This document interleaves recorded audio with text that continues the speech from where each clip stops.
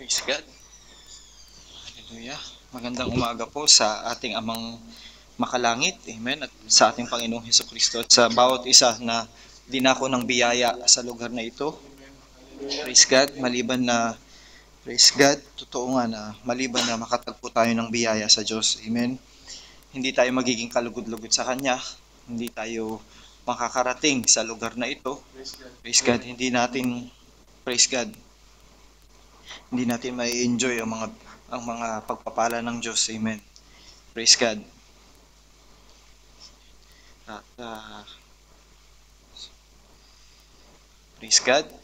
Samahan niyo muna po ako sa isang maikling panalangin bago po tayo dumako sa pagbabasa ng kanyang banal na salita. Dakila naming Ama, aming Diyos na banal at makapangyarihan, ikaw na may lalang ng lahat, Panginoong Diyos, ikaw na nagbigay ng buhay sa amin. Salamat po, Ama, sa hiningang buhay na ipinahiram mo sa amin sa muli sa araw na ito, Ama. At tunay nga po, Panginoong Diyos, na dahil sa biyaya mo, Panginoong Diyos, kaya po kami naririto. Salamat po, Amang Banal, sa inyong patuloy na pag-iingat at paggabay sa amin, sa patuloy mong kinakatagpo ang lahat ng aming mga pangangailangan, pisikal, spiritual, pinansyal. Salamat po, Panginoong Diyos, dahil patuloy mong pinatutunayan na totoo ka sa iyong mga salita, o Amang Banal. Salamat po, Panginoong Diyos, gayon din sa mga kaisipan na ipinagkaloob mo sa amin upang ang maisip namin ay kung paano ka maluluwalhati sa aming mga buhay. Ang naisip namin ay kung paano ka namin mabibigyan ng kaluguran sa aming mga buhay, Panginoon. Salamat po, Ama, at patuloy naming dalangin na ang aming mga pag-iisip ay maging katulad ng pag-iisip ng aming Panginoong Hesukristo na ang gawin at ang kainin ay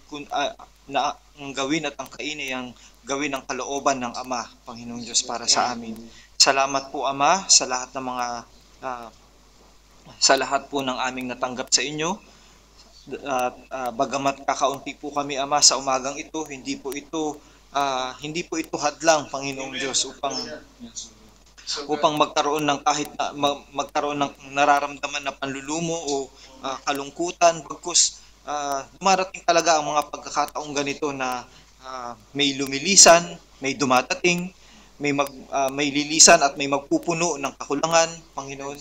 At alam namin na ang lahat ng bagay ay nagaganap lamang sa inyong sakdal na kalooban. Ang mahalaga, Ama, ang bawat isa ay tumatanggap ng purong salita mo. Ang bawat isa ay nagpapakumbaba sa iyong mga salita.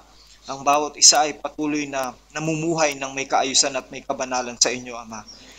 Saan man makarating ang bawat isa, alam namin na walang permanente sa pag-stay namin sa bansang ito. Saan man makapunta, umuwi man sa kani-kanyang tahanan sa Pilipinas, dumako man sa iba pang bansa, alam namin, Panginoong Diyos, na ang mga salitang itinanim mo sa aming mga puso ay patuloy na mamumunga, patuloy na nakatali sa aming mga puso, Ama. At hindi ito mawawala, Panginoong Diyos. Ang pagkakapit namin sa inyong mga salita, hallelujah, is like a tree that's planted by the streams of water, O Lord. We will not be moved. Salamat po, Panginoong Diyos, at muli dalangin namin ang mga salitang pagbubulay-bulayan sa umagang ito. Dakilang Ama, iniaalay namin na ang mga salitang ito ay patuloy na tumimo sa puso ng bawat isa. Huwag mo pong hayaan na magkaroon ng pansariling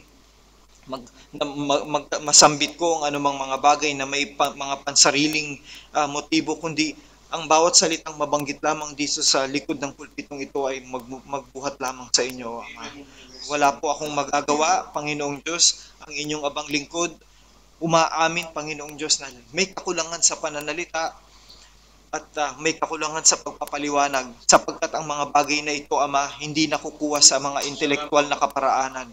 Ang mga bagay, ang mga biyayang ito, Panginoong Diyos, ay kinakailangan na ng pag-iingat at paggabay mo, Panginoong Diyos. Kaya iniaalay namin, Ama, ang gawaing ito, ang mensaheng maipapahayag sa umagang ito, at ikaw ang siyang patuloy na magkasi ng inyong banal na espiritu sa bawat isa upang Panginoong Diyos malayang makakilos, malayang tumimo ang inyong puso ang inyong mga salita sa aming mga puso, Ama. Salamat po, dakilang Diyos. Ito po ang aming samo at dalangin. In the name of our Lord Jesus Christ. Amen. Praise God. Praise the Lord. Buksan po natin ang ating mga Biblia. Amen. Sa Matthew chapter 7 verse 24 hanggang 27.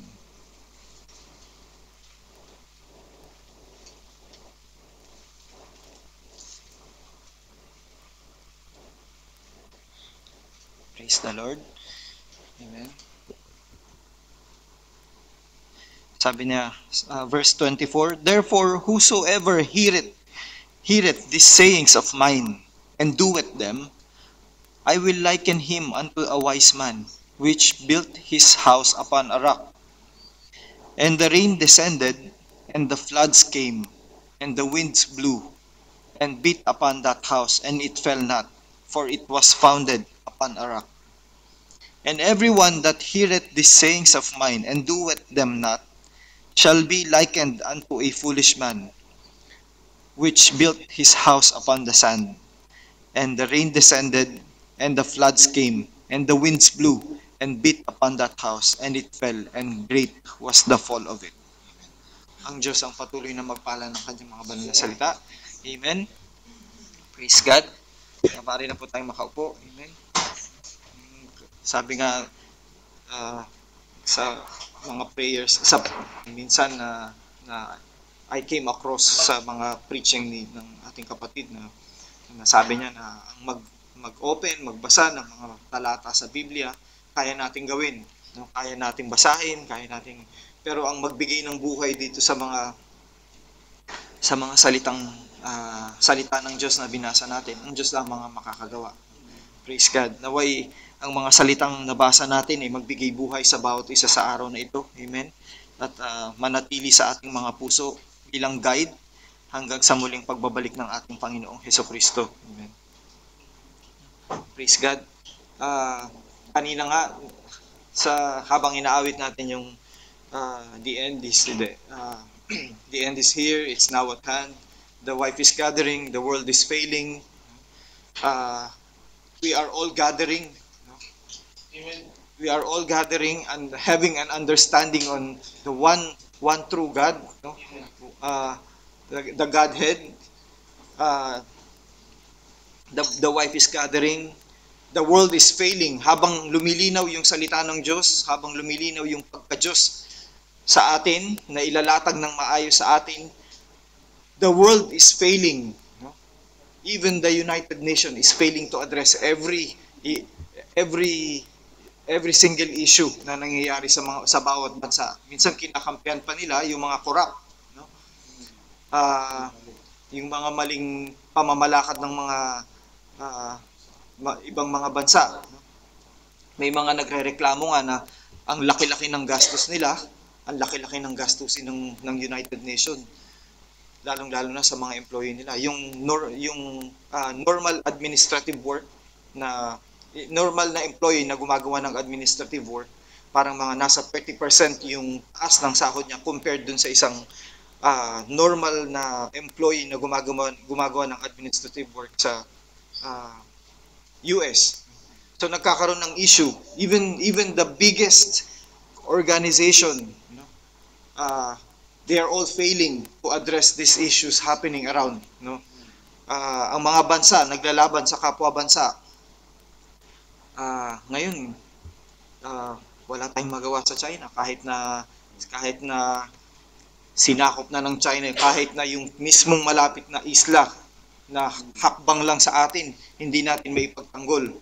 Hindi natin maipagtanggol yung sovereign territory natin dahil anong magagawa mo nga naman sa China, who has the world's largest military. Kahit US, although nakikipag-compete siya sa US has the highest technology when it comes to mga warfare, amen, yung mga pwedeng gamitin sa mga military warfare nila. Pero when it comes to manpower, walang makakatalo sa China. Praise God. So tayo bilang maliit na bansa at walang military power, wala tayong magawa. Amen. The world is failing. United Nations is failing us. Israel's awakening, sabi ng kanta, but Israel has awakened already. Israel has awakened already. Nung dati I came across a website. These are Jewish movements recognizing Jesus as the Messiah. So tapos hindi lang nila nire-recognize, nagpapatotoo pa sila sa ibang mga Jewish na kamukha nila. Amen. And then they are inside Israel. Hindi lang sila na-awakened, but they are full grown Jesus Christ believers. Naniniwala sila na the very Messiah that they have crucified is the same Messiah. Praise God. Kaya Israel's awakening, lumagpas na tayo doon. Israel has awakened, and Israel is now a full-grown fig tree. Amen. Kasi recognize na nila. It's just a matter of 2 seconds, sabi ni Brother JD. 2 seconds, pwede siyang mamatay. It's just a matter of seconds. The grace will come back we will go back to Israel. Amen. And what will happen to us as Gentile, as wife of the Lord Jesus Christ? Praise God. Amen. Ang pamagat po ng pagbubulay-bulayan natin sa umagang ito is the oncoming storm. Amen. Nabanggit na po minsan ng napagbulay-bulayan itong preaching ni Brother Branham, at minsan ng ginamit na praise God para maihatid yung mensahe ng Panginoon. At na-inspire ako na nais kong muling gamitin. Amen. I was inspired by it because there is an oncoming storm. It's at hand. It's now at hand. Amen. The greatest revelation na kailangang maunawaan ng isang Kristiyano, nireveal na sa atin. What's that? The Godhead. Amen. After God has revealed His plan already. Praise God. But there's one greatest, amen, understanding na kailangan maunawaan ng isang Kristiyano. And it has been revealed already. We understood it. God has simplified this revelation to us. He made it simple. He made it known to us. Amen. So kung kilala na natin, ang Diyos na sinasamba natin, kilala natin kung saan nagmula ang Alpha, alam natin kung saan nagmula ang Alpha, alam natin kung sino yung the great eternal God. Amen. Amen. Hindi na tayo, praise God, hindi na tayo mafo-fall into idolatry, hindi tayo mafo-fall to idolatry.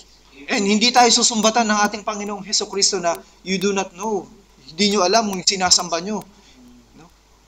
Pagdating when we meet Jesus in the air, amen, we have the confidence. No? It's because of the grace of God. Amen. It's because of the grace of God. Amen. Don't you hear the bells now ringing? Sabi nung awit. Amen. Don't you hear? Don't you feel it? No?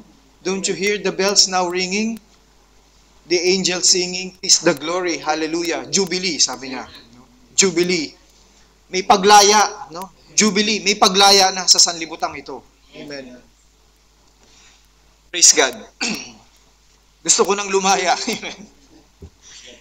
At this very moment, amen. Sabi ko nga, no matter how you try to perfectly patch this earthly tabernacle, kahapon lang okay pa ako. Ngayon, pagising ko, iba na yung pakiramdam. Amen. Iba na yung pakiramdam. May nakain lang na kaunti. Iba na ang pakiramdam. Praise God. No matter how you try to perfectly patch this earthly tabernacle, sabi nila, apple cider. Uminom ka ng apple cider pag umaga. Parang hindi yata ako pumalya dun ah. Sabi nila, fish oil. You take fish oil because it prevents inflammation. Parang naubos ko na yata lahat ng fish oil ah. Praise God. Allopurinol, magpapababayo ng uric acid sa blood. Nagtitake ako ng allopurinol. Praise God. Kasi nga, yun ang cause. Pag tumataas ang uric acid sa blood, pwede kang magkaroon ng gout attack, mamamaga yung paa mo. Pero nagtitake ako ng allopurinol. Amen. Pero namaga pa rin. Amen. Don't you hear the bells now ringing? Sabi ko nga, Panginoon, wag nawa na the blessings that we enjoy here will be the reason para mag-relax pa kami. Amen. These are simple reminders of God. We know that God is our great healer. We know that eventually mawawala to because we know that God is our great healer. But these are simple reminders from God that we should not long to stay here.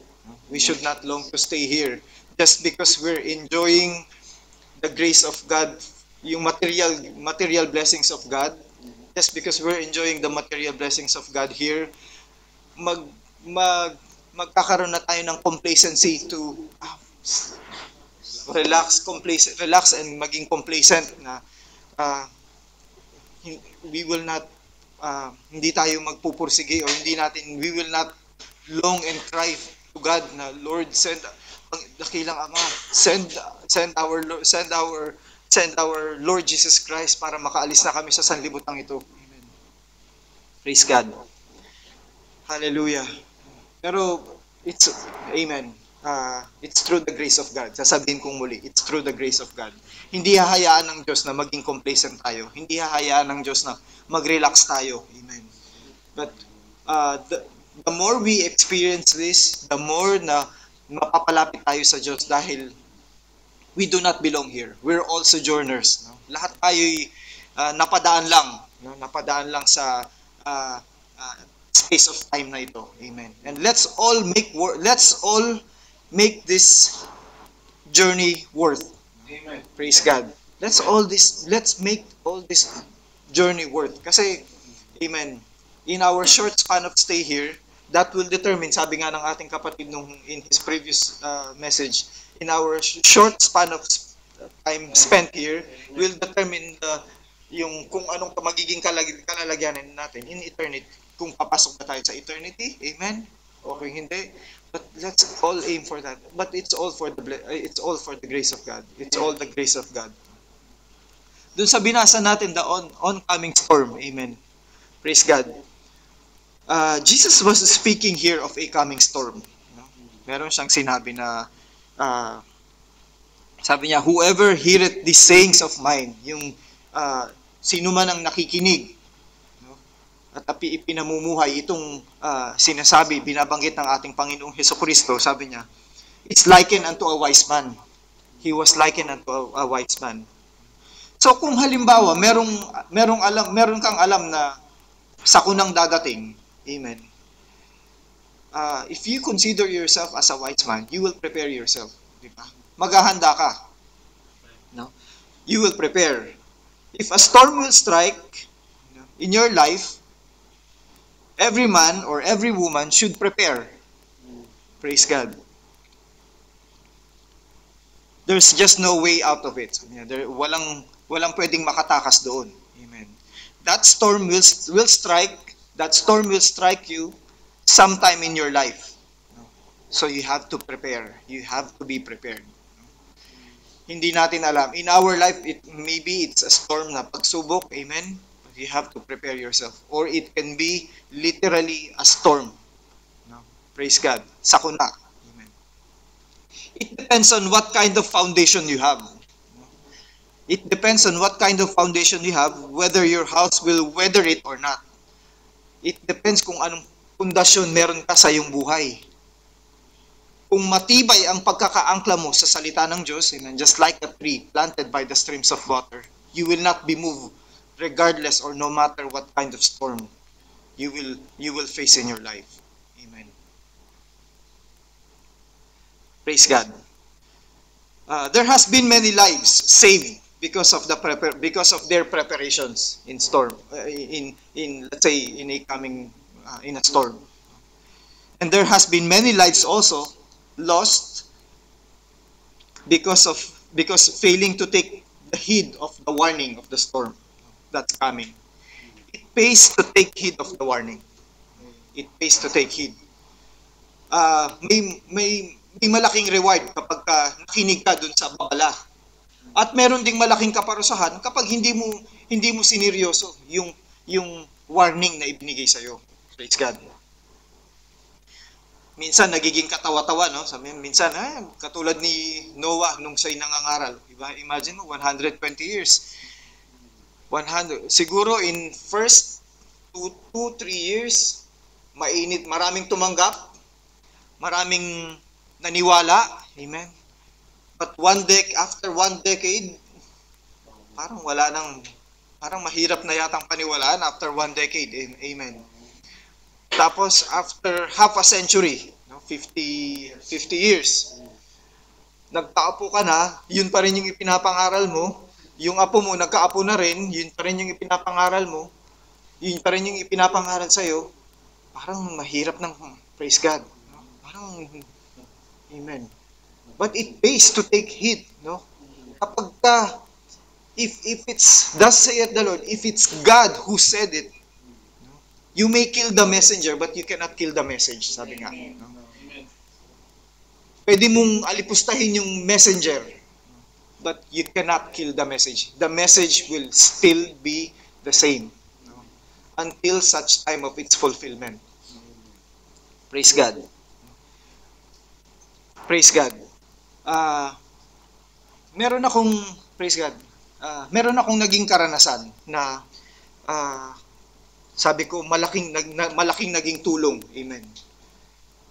Dahil nakinig ako dun sa warning na yon. Amen. Actually, parang training siya. It's about kung dun sa mga nagkaroon ng sa mga may medical background, medical courses background, yung Heimlich maneuver, kung sino yung may praise God, nakakaunawa nun. Yung Heimlich maneuver, kapag ang isang tao nakalunok ng bagay na mas malaki kaysa dun sa lalamunan niya, windpipe o dun sa esophagus, amen, babara yun. Amen. At pag bumara yun, hindi ka makakahinga, mawawalan ka ng oxygen, mamamatay ka. No? One cause of death yan. One of the many causes of death is yung choking. Kaya binabawalan yung mga bata na kapag may mga malilit na bagay, huwag ipalaro sa kanila kasi pwede silang mabulunan, no? Ma-choke, at pwedeng maging cause ng death yun. So, may mga napanood ako na may training akong nakita, amen, at meron akong napanood na mga video kung paano i-address kapag nagkaroon ng mga ganong instances, amen. Kung hindi ko sineryoso yun, praise God, kung hindi ko sineryoso yun, one time, ang gagawin is yung fist, i-close mo yung fist, tapos ilalagay mo dito sa rib, dito sa may rib, tapos igaganon, ipupush mo ganun forward sa'yo para yung pressure, ilabas niya yung bumara sa lalamunan. No? So one time, nasa barwa kami, tila Kuya Perry, merong kinaing candy si Andre. Yung candy, maliit lang ang candy, pero nung pagkain niya, bumara sa lalamunan niya. Tapos nakita ko siya, nalalambot na. Tapos maputi siya. Dahil maputi yung kulay niya, madali mong ma-identify na nangingitim na siya. Nangingitim, tapos yung labi niya, nangingitim na.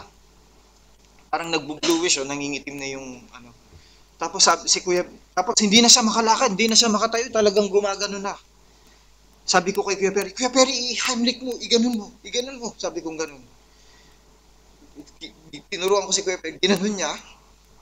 After 3 or 4 jerks, lumabas yung candy sa bibig niya. Amen. It pays to heed the warning. Sabi niya, Kasi ang mga warning to eh, yung mga kaya nga may mga drill eh, fire drill, earthquake drill, you know, first aid drill, ganun. Kasi warning 'yun to prepare us on on uh, on ano tawag yun? To prepare us on yung mga hindi inaasahang mga pangyayari. Amen. Praise God. No? Kung wala akong knowledge, amen. Kung hindi ko sineryoso 'yon,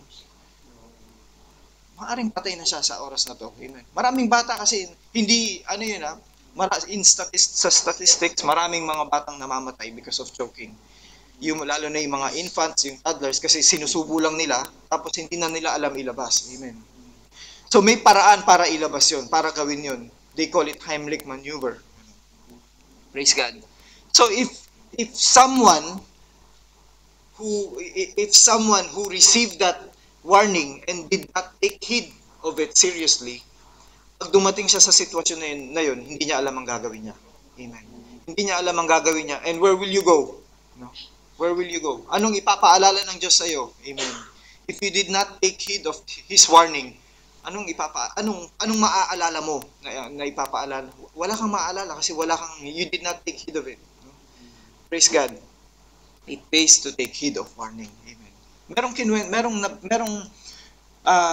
isang, praise God, merong isang kwento na binanggit ang ating kapatid na, praise God, merong isang Christian na this happened in Florida, sabi niya gano'n. Meron daw storm na paparating. Amen. At nagmamadali silang lahat. Pine-prepare na nila yung bahay nila kasi dahil napakalakas daw ng bagyo na dadating. Habang nung bumabiyahe, nung napadaan na siya doon sa kakilala niya na malapit doon sa bahay niya, sinabihan niya yung tao. Sabi niya, merong bagyong dadating. Sabi niya, iwanan mo na yan. Sabi niya, ganun, pumunta kayo dun sa bahay namin. Sabi niya, kasi mas matibay yung bahay yung bahay niya. Isama mo yung asawa at mga anak mo. Sabi niya, ganun. Pero, yung taong yun, wala siyang confidence. Sabi niya, he did not take heed of the warning that was given to him.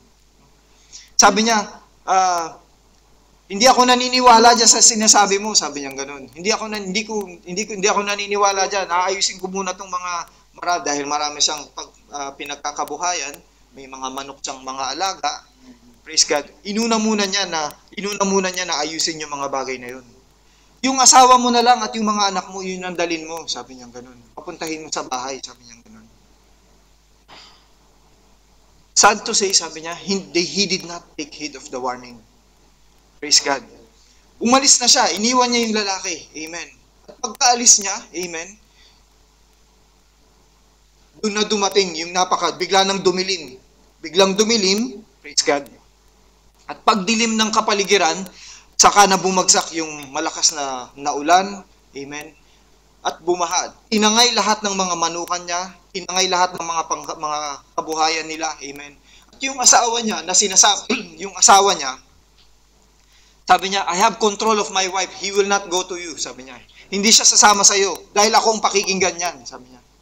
Sabi ng kapatid, kahit yung asawa, amen, na mas pinakinggan pa yung asawa kaysa dun sa warning, amen, ay napahamak. Amen. Umakyat sila, sabi niya, nung itangay ng agos yung lalaki, amen, at yung kanilang mga kabuhayan, yung babae at yung mga anak niya, umakyat sila sa bubong, umakyat sila sa chimney, sabi nga nun.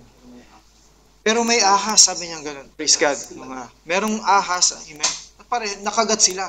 And then, nung mabalitaan nila, na pagkatapos ng incident na yun, nung mabalitaan nila yung nangyari dun sa pamilya na yun, amen. Sabi nga, it pays to take heed of the warning. Now, may mga warning tayong naririnig, amen. Praise God. And we know that these words that we hear from God, these are our foundation. These are the foundations that will save us. These are the foundations. These words that we hear are the foundations that will save us on an oncoming storm. Amen. Praise God. Spirituality, sabi nga, alam na ito, alam na natin. Amen. At sa palagay ko naman, we do not fall short on this one. Sabi ng ating Panginoong Hesukristo, Jesus gave us a way to see the kingdom of God. Paano natin makikita ang kingdom of God? Amen. Praise God. Except a man be born again. Right? Except a man be born again, he cannot see the kingdom of God. You will not understand the kingdom of God. You will not see the kingdom of God. And I don't think na makakarating ka sa kingdom of God unless you're born again. Amen. And with the grace of God, I hope we were not falling short of that. Amen. It's not just about literally being immersed in the water. Amen. Being born again is an experience, sabi nga ng ating kapatid. It's an experience. You can say that you are born again, and then after this, pagkatapos ng church, you go on your own way. You go on your own will. You follow your old ways. No, that's not born again. And I hope we do not fall short into that. Except a man be born again. Real, genuine, born again. You cannot see the kingdom of God. You will never see. You will never understand. Why?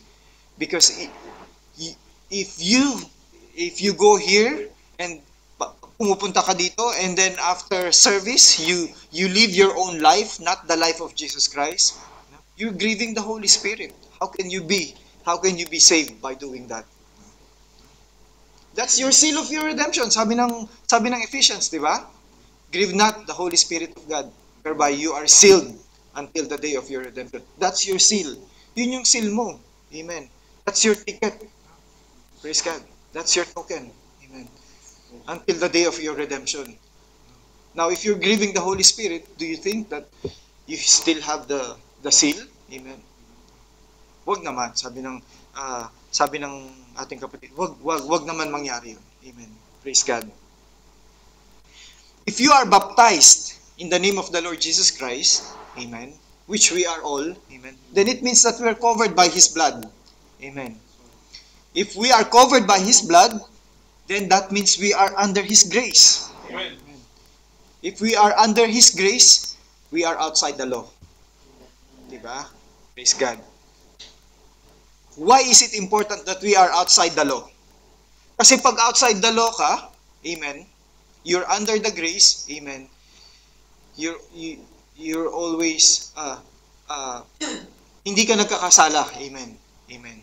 Hindi ka nagkakasala kasi ang biyaya ng Diyos ang bumabalot sa iyo, ang nagko-cover sa iyo. Amen. The blood of Jesus Christ is the one that covers you. Pero pagka nasa ilalim ka ng batas, kahit isa lang sa mga ito ang ma-break nyo, ang ma-violate nyo, we're breaking everything, sabi nga. Praise God. And you cannot break the law. No? Hindi mo pwedeng i-break ang law nang walang kaparusahan. No? So kapag binrake mo ang law, may kaparusahan na naghihintay. Amen. Very simple. Amen. Very simple analogy. You in a simple traffic law, kapag binit mo yung nagbit ka ng red light, ng traffic light, there's a proper consequence. Amen. 1 buwan, 2 buwan na sahod, 3 buwan na sahod, yun yung kapalit. At pag hindi mo nabayaran, may interest pa. Amen. Praise God. It's as simple as that. If you break the law, there's proper consequence for it. But if you're under the grace, amen, if you're under the grace, amen, then Jesus Christ is mediating, you and the Father. Amen. Praise God. Praise God. Lately, amen, lagi tayong nakakatanggap ng balita. Lagi tayong nakakatanggap ng balita na maaring magkaroon ng super earthquake na maaring mangyari sa Pilipinas. Hindi lingid sa kaalaman natin yung mga yan. Amen. Kaya yung mga tao nagpe-prepare. Amen. Nagpe-prepare sila na if this will happen, these are the things that they will do. Ito yung gagawin nila. No? may mga assembly area, may mga assembly area, may mga evacuation area na pupuntahan nila. Meron kang gagawing preparation. Amen. Meron kang dapat gawin. Kapag wala kang ginawa, hindi ka naghanda. Amen. Imagine nung Ondoy, praise God, yung iba, meron pa silang mga dalang mga parang mga salbabidang, parang malalaking salbabida. Amen. Naalala ko noon, kinukwento nga sa akin ni Sister White. Yung kasama nila sa bahay, inutusan nila na kumuha lang ng laundry. Pagbalik niya, yun yung time na nagkaroon na ng doon na tumaas yung baha. Amen. Praise God. She was caught off guard. Hindi niya alam kung anong gagawin niya. She was unprepared. Alam niyo, sabi niya, hindi niya alam kung mamamatay na siya nung araw na yun. Amen. Pero good thing, buti na lang, merong dumaang parang yung, anong tawag doon? Hindi jet ski, yung parang mga lifesaver na mga bangka na pero inflatable. Amen. Isinakay siya doon. Amen. At doon siya nakaligtas. What if, sabi kong ganun, yung time na yun, kasi unaware siya na may bagyo. So kung aware siya na may bagyo, hindi na siya lalabas. No? Hindi na siya, praise God, hindi na nila, if they only expected the magnitude of that storm, that typhoon, hindi mo na palalabasin yung tao. Hindi ka na rin lalabas kasi, praise God, pwede kang mapahamak on the way. No? Maaring mangyari sa bawat isa yun. But God is giving us warning before the judgment. This earth is facing ang mundong ito ay may kakaharaping matinding sakit. Amen. Tribulation and great tribulation. Amen. Alam natin, ipinangaral sa atin, praise God, na amen. Yung pagbuhos ng galit ng Diyos. Amen. Praise God. Pag ibinuhos na ng Diyos, ngayon, dahil nasa biyaya pa tayo, praise God, dahil nasa biyaya pa tayo, nararanasan pa natin ang pag-ibig ng Diyos. Amen. Pero, yung iba, they're just taking it for granted. Amen. Pero kapag dumating na ang puot at ang galit ng Diyos, amen. Praise God. Amen. Kapag naiwan ka, because you did not take heed of the warning, amen. Dumating ang bagyo, amen. Praise God, nasira yung foundation kasi hindi matibay. Amen. Hallelujah. Huwag naman sanang dumating sa pagkakataong ganun. Amen. It's time to be serious. Amen. This is the time to be serious sa ating buhay pagiging Kristiyano. Amen. Praise God. Sabi nga, amen. Sabi nga ng ating kapatid, the church doesn't make you a Christian. The church only helps you to be a Christian. Amen. It helps you to remain what you've been born into. Helps you to contain your experience while you're fellowshipping together with brethren like precious faith. Dumadalo tayo sa simbahan, dumadalo tayo sa church. Amen. But that doesn't make us a Christian. Amen. It only helps us to be a Christian. But that doesn't help you to be a Christian. It's kung sino kapag ikaw nang mag-isa, that's who you really are. Pag ikaw nang mag-isa, kapag ka nasa labas ka na, kapag ka nasa trabaho ka na, kung anong ginagawa mo sa trabaho, kung anong ginagawa mo pag mag-isa ka na lang, yun ikaw, sabi ng ating kapatid. Amen. Even though you go here to church, even though you attend church unceasingly, amen, that doesn't make you a Christian. Kapag ka ikaw nang mag-isa, amen, and you do the will of God, then that's the proof that you are really a Christian. The church only helps us, sabi niya, but that doesn't make us a Christian. Minsan nga, naalala ko itong mga katagang ito. Minsan kasi sa office meron tayong mga may mga tao na hindi sila marunong makisama. Merong taong hindi makisama na dahil hindi mo sila kalahi, hindi kayo parehong Pilipino, nag-init ka ng pagkain mo sa microwave, tapos naamoy niya, sasabihin niya sa'yo, diretso, huwag kang magbaon ng ganyan, bakit kasi dito kayo kumakain? Gaganunin ka niya. Sasabihan ka nila, straight sasabihan ka ng gano'n na, bakit kasi nagbabaon kayo ng ganyan? Hindi, pantry yun. Samantalang ang layo ng office, ang layo ng desk niya. Sasabihin mo nga, bakit ka kasi pumupunta dito? Pantry to. Ganun. Ngayon, dahil ganun yung pag-uugali niya, siyempre, pag mga Pilipino, parang meron niya mga pagkakaisa. Sasabihin ng, pagka dumaan na siya, sira na araw ko, uwi na tayo. May mga gumaganon. Minsan, na nakahawa ka dun sa mga ganong ugali ng mga kasamahan mo. Amen. But you have to be on toes. Dapat laging alert ang isip mo na even in those slightest things, dapat you have to be a blessing. You have to be a blessing to those people. Because our foundation is the Word of God. The Word of God does not teach us to do those things. No? Hindi tayo tinuturuan ng Diyos na maging ganun sa mga kapwa natin. Ang foundation natin ay ang salita ng Diyos. At ang salita ng Diyos ay ang naitinuturo sa atin ay kung paano tayo maging ilaw at asin ng sanlibutan ito. Amen.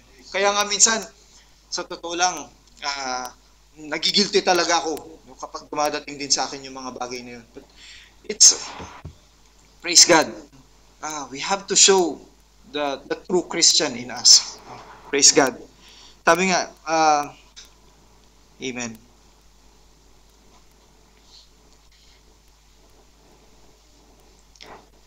Nung early days, nung baha, ay bago nagkaroon ng baha, amen. Whenever God, sabi ng every time na titingin ng Diyos sa sanlibutan at pag nakikita niya ang mga tao na nagkakasala, amen, hindi siya makatingin. Amen. Hindi siya makatingin dito. Amen.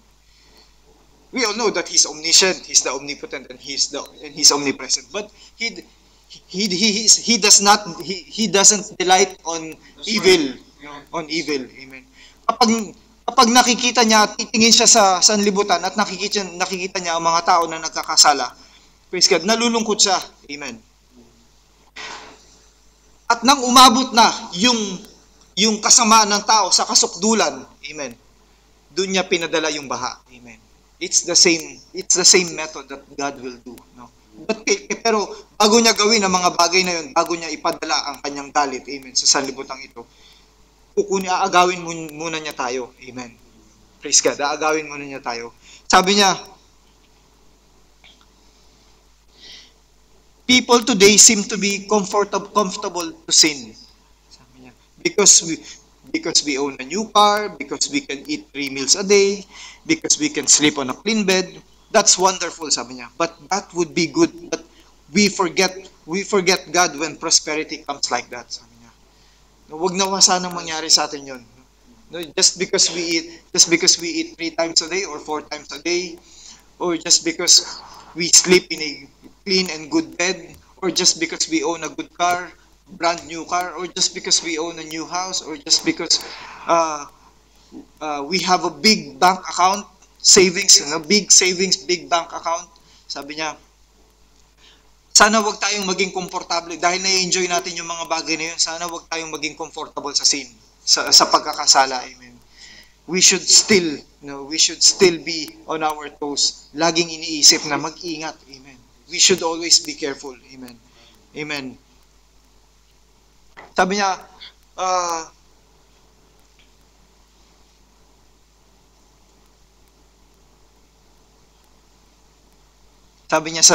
sa John chapter 5 verse 24, sabi niya, Verily, verily, I say unto you, he that heareth my word and believeth on him that sent me hath everlasting life, and shall not come into condemnation, but is passed from death unto life. Sabi niya.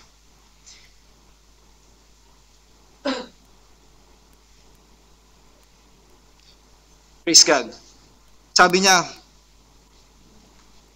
I say unto you, he that heareth my word, siya na siya na nakikinig ng salita ng Diyos, sabi niya. He that heareth my word, sabi niya, and believeth on Him, at naniniwala dun sa nagsugo sa akin, sabi niya, he has everlasting life and shall not come into condemnation. Amen. So kung naniniwala ka, amen, naniniwala ka na, praise God, naniniwala ka sa sinabi ng ating Panginoong Hesukristo at dun sa nagsugo sa Kanya, amen, pagpapatunay ito na meron kang walang hanggang buhay. Amen.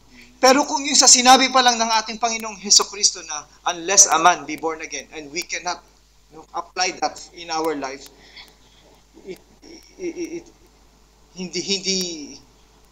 hindi nangangahulugan yun na naniniwala ka sa ating Panginoong Hesukristo. Amen.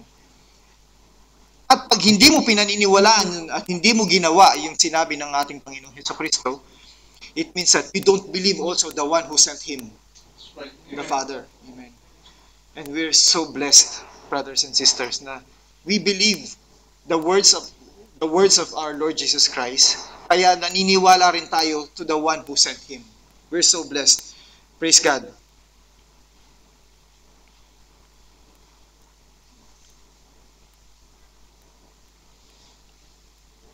Merong isang tao, amen, na merong isang binanggit na, merong isang halimbawa na binanggit yung kapatid, amen, na sabi niya, praise God. Sabi niya, I'm going to refuse to believe that the sun is shining, sabi niya. Hindi ko paniniwalaan na ang araw ay sumisikat, sabi niya, ay nagbibigay ng sinag, amen, sabi niya. Hindi ako naniniwala. I will refuse to believe that the sun is shining, amen. I won't have nothing else to do with the sun, sabi niya. Ayokong magkaroon ng kahit na anong bagay sa araw, sabi niya. He closed his eyes, pinikit niya yung mga mata niya, he went to basement kasi ayokong kahit tumampi man lang yung sikat ng araw sa aking balat, sabi niya. At ayoko ring paniwalaan na merong araw, ayokong paniwalaan na sumisikat ang araw. Gagawin ko, pupunta na lang ako sa basement, doon na lang ako titira, sabi niya gano'n. Kahit sabihin mo yun, kahit sabihin mo na hindi ka naniniwala sa araw, kahit sabihin mo na ayaw mong dumampi ang araw sa'yo, sa balat mo, hindi mo pa rin mapipigilan na ang araw ay sisikat at sisikat pa rin. Ganon din sa Diyos, amen. Kahit sabihin mo na dito na lang ako mabubuhay sa kung saan ang naunawaan ko, no? Basta ito ang gagawin ko, magkukulong ako, dito na lang ako, I will confine myself into this, bahala na yung ganon. Dito ako nabuhay, dito ako mamamatay. You can't deny the fact that there is God. No?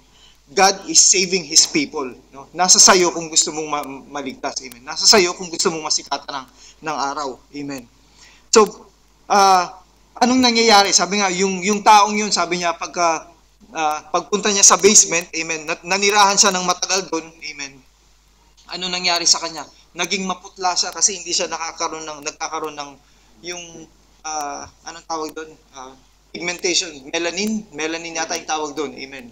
Kailangan din natin yun. Kailangan ng balat natin yun, yung melanin, to protect us from bruising. Kasi pag wala kang melanin, pwede kang, amen, praise God, pwede kang prone to bruising, yung ganun. Praise God. The person becomes pale at nagiging mahihinain siya kasi kailangan mo ng araw for your vitamin D, no? Vitamin D helps your bone to become stronger. Ngayon ganun din sa Diyos, no? Pwede mong i-deny, pwede mong sabihin na sa inyo 'yan. Sa inyo 'yan, paniniwala niyo 'yan, you know? Praise God.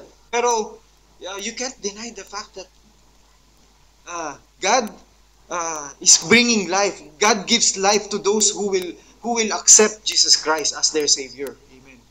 Ngayon, sabi niya, amen, I'm satisfied.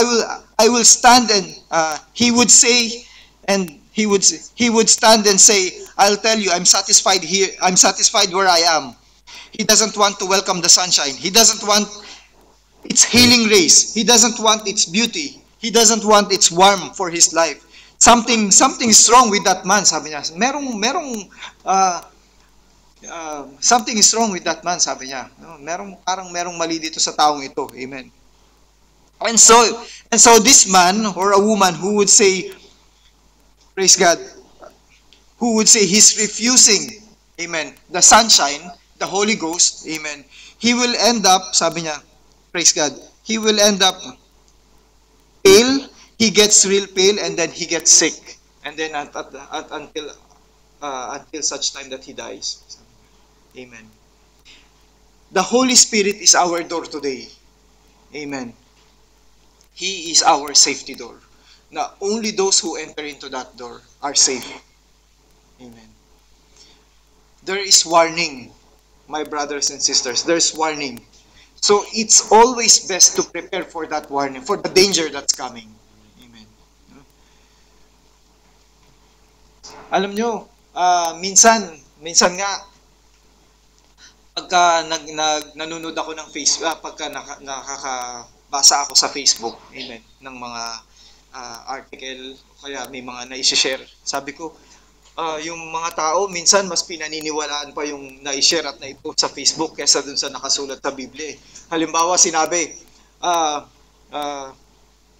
the most strongest antibiotic in the world, sabi ganun. Gagawa, may makikita ka, sabi mo sa Facebook, makikurious ka ngayon, i-click mo. Tapos makikita mo, sasabihin niya, this combination is the strongest antibiotic, sasabihin niya. Garlic, honey, ano pa yung mga ingredients, sasabihin niya, lemon, turmeric.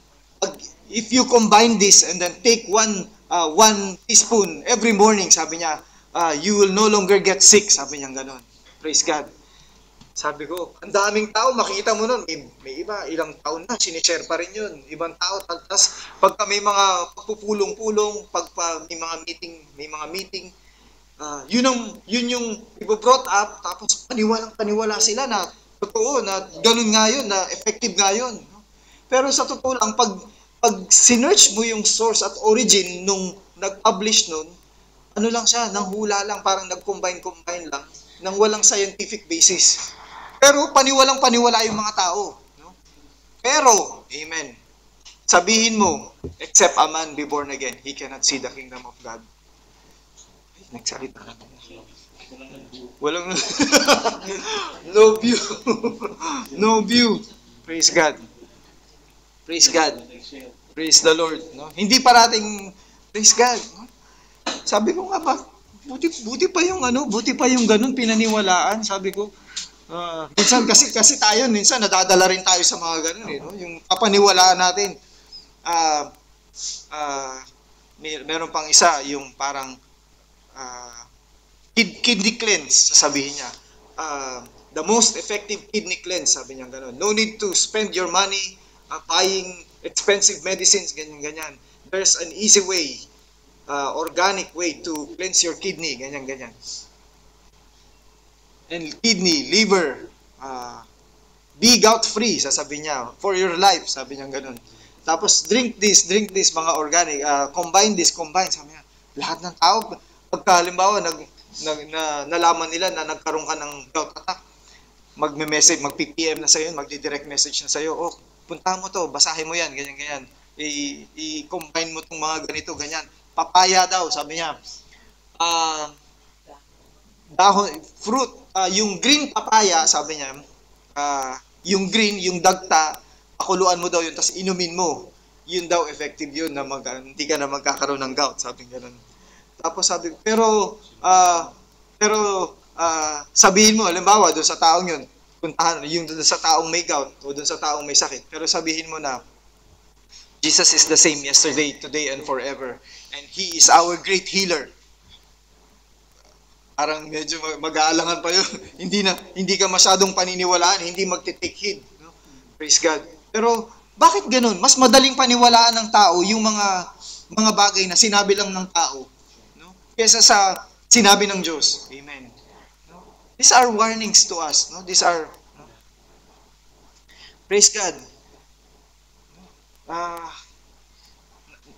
Napaka-gullible ng mga tao. Madali silang maakay sa mga bagay na, praise God, sa mga katuruan na hindi makalangit. Amen. Napaka madali silang maengganyo sa mga katuruan na ganito. Kaya napapahamak, kaya ang bansa, kaya ang tao madaling mapahamak eh. No? Madaling mapahamak yung mapamniwalain siya. Imbis na konsultahin muna ang Diyos, kinukonsulta, naniniwala ang tao sa mga katuruan ng mga kapwa rin niya tao. No? Imbis na kumonsulta muna sa Diyos. Minsan, malalaman mo, meron nga tumawag sa akin, nanalo daw ako 400,000 sa kailan lang, amen, sa Viber. Urido daw, sabi niya. Tapos, praise God. Sabi kong ganun, wala na, alam ko na yan kasi dati ko nang na-encounter yan. Yung meron nga, nanalo din, wala namang Urido number, pero nanalo. No? Sabi kong ganun, really? Sabi ko, how can I claim my prize? Sabi ko ganun. Alam ko na kasi. Alam ko na. No? If you have a foundation, if you have a solid foundation, hindi ka na maliligaw, hindi ka na kahit pa sabing nanalo ka ng 5 milyon, no? Ganito lang, ganyan. Sabi ko sa kanya, okay, deposit my prize, my friend, in where can I claim it? Sabi ko gano'n. In Doha Bank, sabi niya. Okay, deposit it, my friend, and then I will just go to the bank branch. Where's the bank branch? Sabi niya. Garafa, sabi niya gano'n sa akin. Garafa, okay, I'll just go there and then I'll pick it up. Okay? Sabi ko gano'n. No, you have to give your ID, your ID and ganito, ganyan, sabi niya gano'n sa akin. Your passport or your ID. But you said, I can already claim it. Sabi ko gano'n. Nagtalo kami, tumaas yung boses niya, binaba niya. Tapos maya-maya tumatawag na naman. Hindi ko na pinansin, binlock ko na lang. Napakadaling mapaniwala ng ibang mga tao. If you have a solid foundation, lalo na kung meron kang solid foundation from the Word of God, you cannot be led astray. Hindi ka madaling mapapaniwala ng mga bagay na to, ng mga katuruan na ganito. Amen. Praise God. Meron nga isa, kahapon lang, sabi ng boss ko, meron delivery, sabi niya, DHL parcel, sabi niya. Anong gagawin natin dito, sabi niya, ganun. Ignore lang ba to, sabi niya. Forward niya sa akin yung email. Tapos sabi ko, sir, ignore lang po, sabi ko. Number 1, sabi ni Barbara kasi yung pangalan niya, ay Deborah. Sabi ni Deborah, she's from DHL Middle East. Tapos pag tinignan mo yung email address niya, Deborah at Toyota EDSA Philippines. Ano nangyari yun? Sabi ko, sir, number 1, the name and her designation in the in her signature contradict, sabi ko. Second, sabi ko, the link, meron kasing mga link yun hyperlink. Pag hinover mo yung hyperlink, ibang address yung pupuntahan nun. At yung address na yun, para siyang isang registration portal na i-enter mo yung email address mo at saka yung password. Pag in-enter mo yung email address at password mo, makukuha niya na magkakaroon na siya ng access sa account mo. Pwede niya nang, parang nahack niya na yung account mo nun, pwede niya nang gamitin yung account mo, yung email address mo, sa pagsasend ng anong tawag dito, mga scam emails. Ganun. Tapos pangatlo, sabi kong ganun, yung taong ito, sabi kong ganun, isa siya sa pinakatuso, yung empleyado namin na pagsendan nung email na yun. Itong taong to, sabi ko, isa siya sa pinakatusong tao. Palagay ko hindi niya ipapa-deliver yung parcel dun sa email address na gagamitin yung office email address niya at i-deliver sa atin, sabi ko gano'n. Okay, sabi niya gano'n. So it pays, no? If you kung hindi ako nakinig sa mga turo ng mga boss ko noon kung paano i-identify yung scam at hoax mail, hindi ko siguro masasagot ng tama yung boss ko. Amen. It pays to take heed on warning. So kung hindi ako nakinig sa warning noon, malamang pati ako, sir, sige, enter mo lang yung password mo at yung email. Nag-fall ka na, victim ka na. No? It pays to take heed on warning. Amen. And if you have a solid foundation in the Word of God, praise God, you will never get lost. No? You will never be lost. Amen. Praise God. Lastly, amen, sa ating, amen, sa pagtatapos, amen. Meron akong, sabi nga, merong isang Christian nagbakasyon siya. At habang umiinom siya ng tea, sabi niya ganun, nakakaamoy ako ng kakaibang amoy, sabi niya ganun. Nakakaamoy ako ng napakabangong amoy, sabi niya. Tinanong niya yung waiter, saan ba nanggagaling yung mabangong amoy na yun? Sabi niya ganun. Sabi nung waiter, yung naaamoy mong yun, sabi niya, nanggagaling yun dun sa mga tao na dumadaan, sabi niya. Kasi merong factory ng pabango dyan, sabi niya. Yung mga taong yan, nagtatrabaho dun sa factory na yun, sabi niya ganun. Ngayon, paglabas nila, yung amoy ng pabango na ginagawa nila, it also radiates to them, sabi niya, parang na dumidikit sa mga damit nila at yun ang naaamoy mo, sabi niya ganun. Napakagandang halimbawa, sabi niya ganun. Napakagandang halimbawa na bilang mga Kristiyano. Amen. We as Christians, we come here to the church. Paglabas natin, they can smell our aroma. Naaamoy nila, no? Hindi mo kailangan, yung mga taong dumadaan, sabi niya, hindi nila kailangang sabihin na, we're Christians. Hey, doon kami nagtatrabaho sa doon kami nagtatrabaho sa paggawa ng pabango na yon. No, hindi na nila kailangang sabihin. Naaamoy lang ng tao na, doon pala sila nagtatrabaho. Naaamoy. They don't need to speak. The life that they exude speaks for themselves. No? And as Christians, let your light so shine before men. The sweet aroma of Jesus Christ coming from us is enough to speak that we are Christians. So you have to praise God. Let us be carriers, no? Let the light of God shine before us. It pays to take heed, my brothers and sisters. Amen. After, sabi nga nung sa sixth seal, amen, in the sixth seal, pagbuhos ng, amen, pagtunog ng mga trumpeta, amen, amen, ibubuhos na yung amen, yung galit ng Diyos, amen. Praise God, in that sixth seal, mahirap ang dadanasin ng mundong ito, amen. There's an oncoming storm, but only those who take heed are the ones that will be saved, amen. The wife, nasan sila? Praise God. Habang nagdaranas ng kahirapan ng sanlibutan ito, nasan sila? The wife. Praise God. On the wedding banquet. Amen. Hiniwalay ng ating Panginoong Hesukristo. Nung si Joseph, amen. Nung si Joseph, amen. I-meet niya at magpakilala siya sa kanyang mga kapatid. Amen. Praise God. Nasaan ang reyna? Amen. Praise God. Nasaan ang asawa niya? Amen. Nasaan ang wife? Praise God. Ang wife pala. Nasaan ang wife? Amen. Nasa chamber. Amen. Nasa chamber. Nasa palasyo. Amen. Praise God.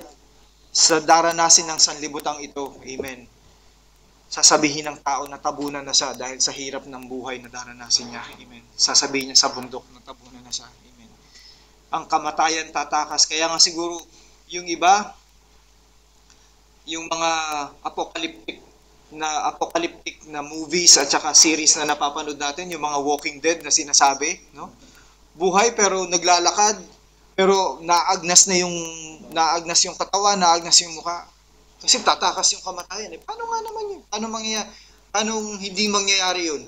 Yung tao, hindi namamatay, nakalabas yung bituka, wala nang, amen. Pero nakakapaglakad siya. Amen.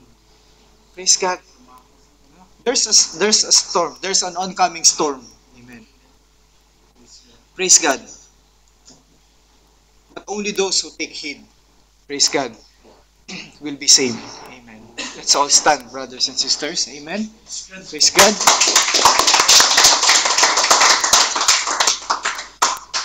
Praise God. Amen. Samahan niyo po ako sa panalangin habang dakila naming Ama, aming Diyos na banal at makapangyarihan. Salamat po, Panginoong Diyos, sa mumunting oras na ito na ipinagkaloob mo sa amin, O Ama. Panginoon, tunay nga po, Ama, na it's by your grace that we are saved. Salamat po, Panginoong Diyos, at iniligtas mo kami.